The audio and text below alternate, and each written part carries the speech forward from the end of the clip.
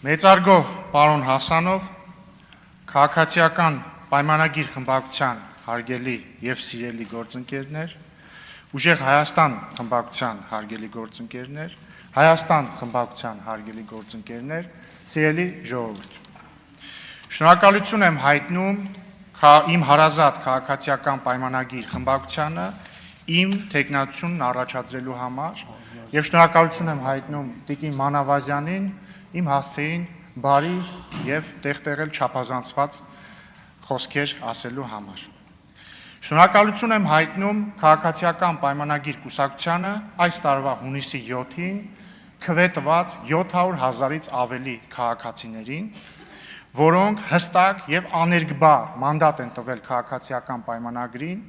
շարունակելու ժողովրդավարական բարեփոխումները, շարունակելու խաղաղության օրակարգը, կազմելով կառավարություն։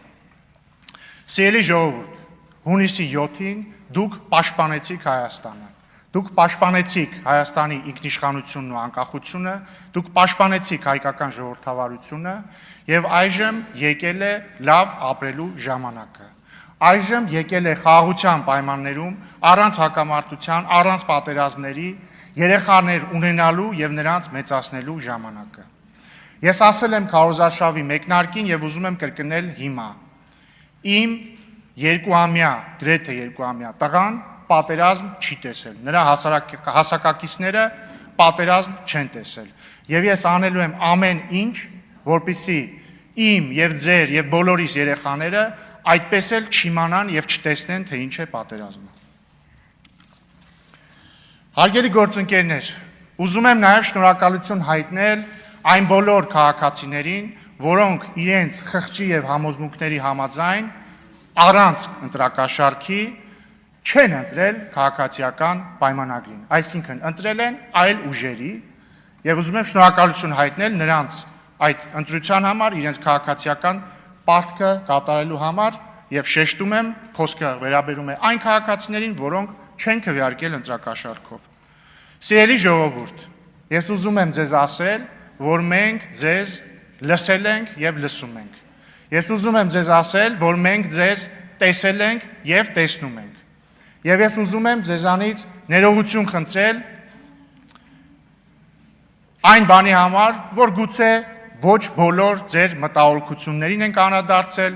գուցե ոչ բոլոր ձեր դժվարություններին եւ դժգոհություններին ենք անդրադարձել, կամ գուցե այն բանի համար, որ չենք կարողացել ձեզ համոզել մեր առաջարկած ճանապարհի ճշմարտացիության մեջ։ Եվ ես խոստանում եմ ձեզ,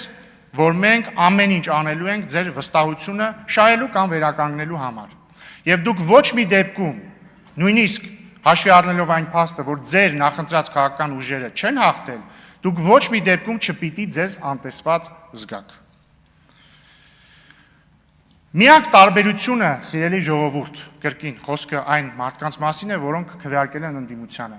Միակ տարբերությունը քաղաքացիական պայմանագրին քվեարկածների եւ ձեր միջև, մեր եւ ձեր միջև, քաղաքական նախընտրությունների տարբերությունն է։ Ուրիշ ոչինչ։ Մենք գալիս ենք եւ սերում ենք նույն պատմությունից, խոսում ենք նույն լեզվով, կրում ենք նույն մշակույթը, մեր ծնողները հանդիպել են եւ հանդիպում են նույն դժվարություններին, նույն խնդիրներին, մեր երեխաները ծնվում են նույն երկրում, նույն հիվանդանոցներում, ծառայում եւ ծառայելու են նույն բանակում։ Եվ հետեւաբար աշխարհում չկա որևէ բան, որևէ ընտրություն, որևէ քաղաքական տարբերություն, որ մեզ կարող է բաժանել միմյանցից, որովհետեւ մենք մեկ ենք։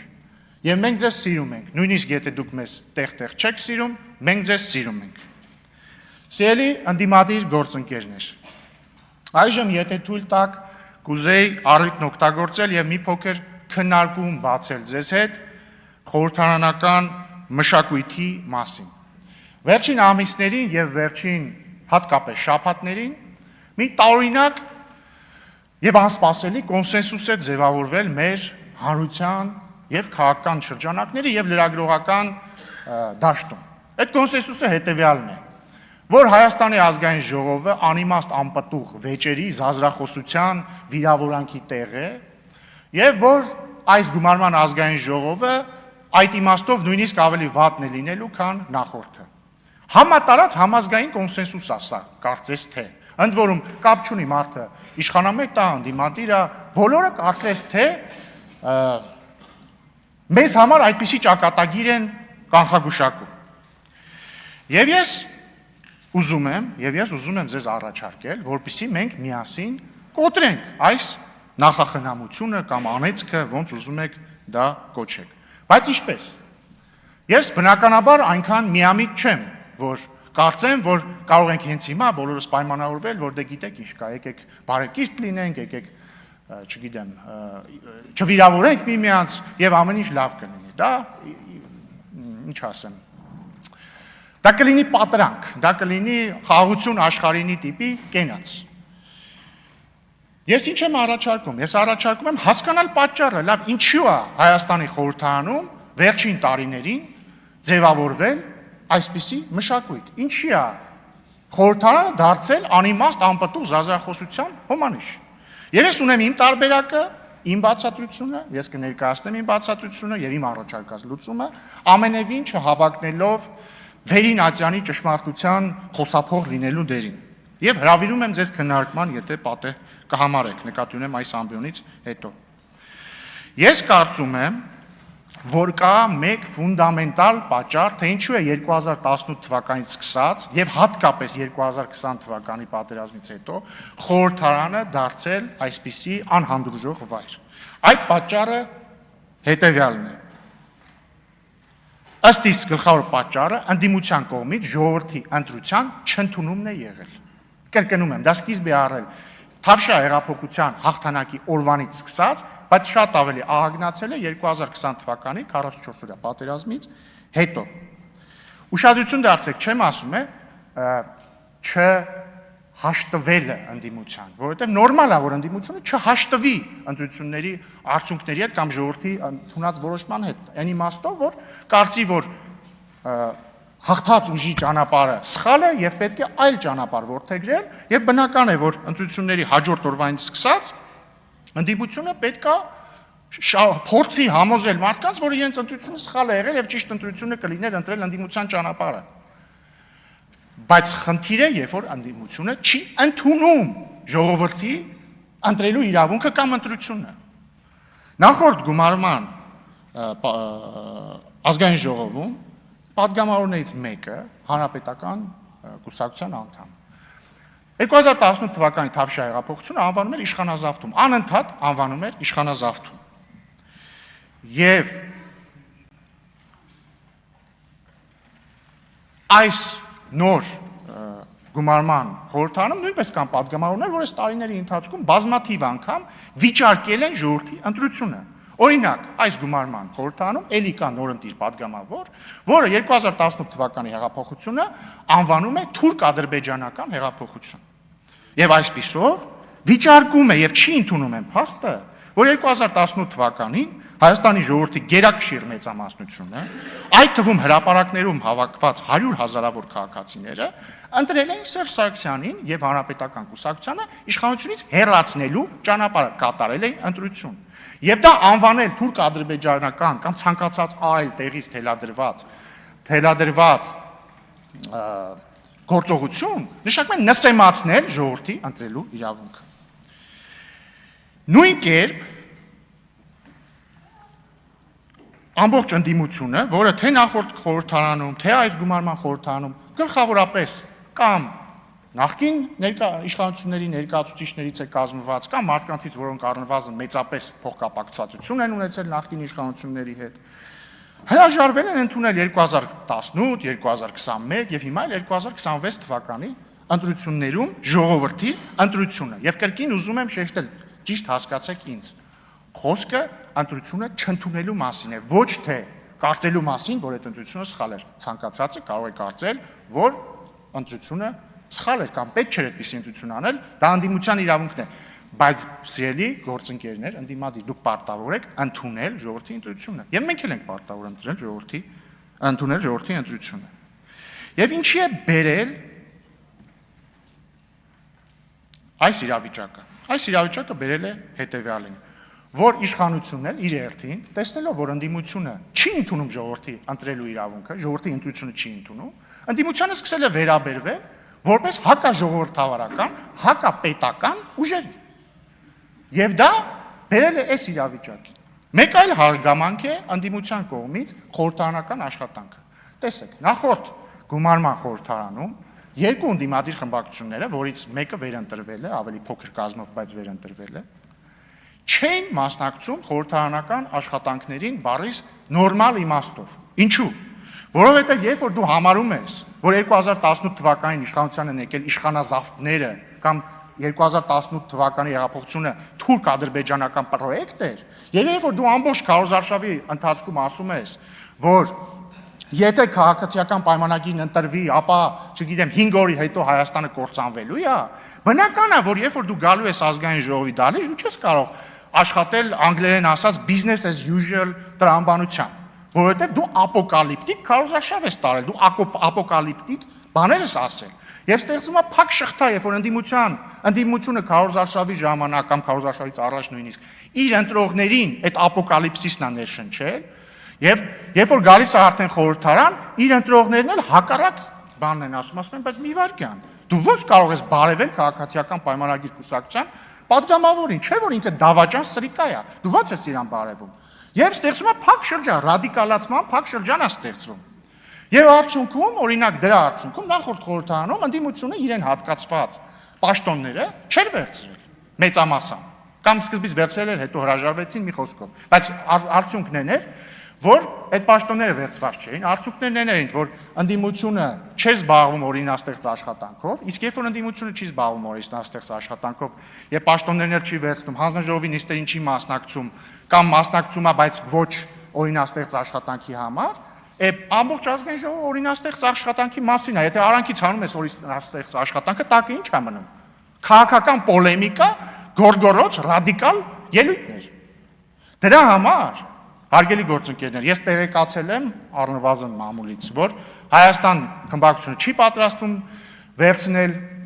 եւ ուղղեք ինձ եթե սխալ եմ իհարկե։ Չի պատրաստվում վերցնել իրեն հասանելիք պաշտոնները։ Մամուլից կարդացել են, որ ուժեղ Հայաստանը պատրաստվում է վերցնել, ուզում են ողջունեմ դա եւ Հայաստան խմբակցությանն էլ հորդորում են փոխել իրենց որոշումը, եթե հարկ կհամարեն, որովհետեւ մենք, սիրելի գործընկերներ, մի կես ժամ առաջ երթում ենք տվել։ Մենք ստորագրել ենք այդ երթման տեքստը։ Մենք միասին ենք կանգնել, շատ ուշադիր չեմ եղել, ընդդիմադիր գործընկերները կանգնել են, թե չէ, եթե չեն կանգնել, վատ է։ Բայց մենք միասին պիտի օրինաստեղծ աշխատանքով զբաղվենք։ Օրինաստեղծ աշխատանքով զբաղվել չի նշանակում լինել իրար հետ, նույն քաղաքական հարթության վրա։ Նշանակում է կատարել մեր պարտքը։ Սիրելի ընդդիմադիր գործընկերներ, դուք եւ ձեր նախորդները այս տարիների ընթացքում մեզ ինչ ասես անվանել եք։ Ձեր մեջ կան մարդիկ, որ օրինակ ինձ բառից բուն իմաստով վիրավորական արտահայտություններ են արել, չգիտեմ, եթերներով։ Կամ մարդիկ, որ չեն արել եւ բարեկիրթ են իրենց պահել։ Մեր ժողովուրդը երկու անգամ ընտրություններով տվել է վերդիկտը, տվել է դատավճիռը։ Իրանք ասել են ձեզ եւ բոլորին, որ իրանք այդ որակումների հետ համաձայն չեն։ Ձեր արած որակումներին մեր հասցեին ժողովուրդը համաձայն չի։ Ժամանակն է ընդունել այդ փաստը, ժամանակն է փոխել վերջին 6 տարիներին մեր քաղաքական դաշտում լսվող խոսույթները։ Իմ ելույթը, սիրելի գործընկերներ, առաջինն է, այսինքն առաջին ըստ էության քաղաքական ելույթն է այս գումարման ազգային ժողովում։ Ես առաջարկում եմ այս խորհրդարանը դարձնել սուր, բայց բարեկիրթ, մարդկային պարկեշտության սահմանները չհատող քննարկումների տեղ։ Սա իմ առաջարկն է։ Այո, մենք տարբեր կարծիքներ ունենք գրեթե ամեն ինչի մասին, բայց մենք կարող ենք մի պարզ բանի շուրջ կոնսենսուսի գալ։ Մենք ընտրում ենք պարզ մարդկային բարեկեցությունը եւ պարկեշտությունը միմյանց հետ այս դահլիճում փոխհարաբերվելիս, վերջ։ Հարգելի պարոն Կարապետյան, հարգելի տիկին Գրիգորյան, շնորհավորում եմ ձեզ համապատասխանաբար ուժեղ Հայաստան եւ Հայաստան խմբակցությունների ղեկավարներ ընտրվելու կապակցությամբ։ Ես բնականաբար միամիտ չեմ եւ չեմ ակնկալում, որ ձեր խմբակցությունների падգամավորները քվեարկելու են ինձ որպես ազգային ժողովի նախագահ։ Չնայած մարդ է տիկին Գրիգորյան, կարող է դուք քվեարկեք։ Բայց չեմ ակնկալում։ Ես առաջարկում եմ Եվ ընդհանրապես ես համարում եմ այսօրը ես համարում եմ զրոյական կետ իմ եւ ձեր հարաբերություններում եւ ընդհանրապես զրոյական կետ խորհրդարանական հարաբերություններում։ Ես առաջարկում եմ իմ նոր մատնանշած մոդելը ընդունել որպես մեր միջև կոնսենսուս։ Բարեկիրթ, սուր, չգիտեմ, շատ սուր, բայց բարեկիրթ բանավեճ միմյանց միջև եւ կառուցողական խորհրդարանական աշխատանք, որովհետեւ մեզ Ժողովուրդ ջան, այստեղ չեն ուղարկել իրար հետ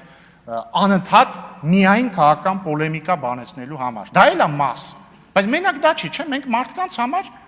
մարդկանց կյանքը, մարդկանց խնդիրները լուծելու համար ենք այստեղ։ Եվ մենք, եթե մենք չենք զբաղվում դրանով, մեր աշխատանքը դառնում է ֆարս։ Եվ եթե դուք ընդունում եք իմ առաջարկը, ես ձեզ երաշխավորում եմ եւ կարծում եմ Տիկին Մանավազյանը նույնպես երաշխավորում է, որ քաղաքացիական պայմանագիր խմբակցության կողմից կլինի համապատասխան վերաբերմունք։ Եթե դուք չեք ընդունում իմ առաջարկը եւ այլ առաջարկներ ունեք կամ կարծում եք, որ պետք է շարունակել գործել արդեն վաղուց հնացած, բազմիցս ծեծված ու տրորված ճանապարհով, ապա քաղաքացիական պայմանագիրը առավել քան պատրաստ է դրան բառիս ամենակոշտ իմաստներով։ Ելույթս ուզում եմ ավարտել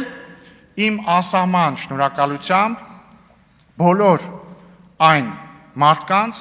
որոնք ընկել են, որպեսզի այսօր Հայաստանի Հանրապետությունը գոյություն ունենա, ընկել են, որպեսզի մենք հնարավորություն ունենանք անկախ Հայաստանի ազգային ժողովում առաջին նիստ գումարել։ Փառք նահատակներին եւ կեցե Հայաստանի Հանրապետությունը։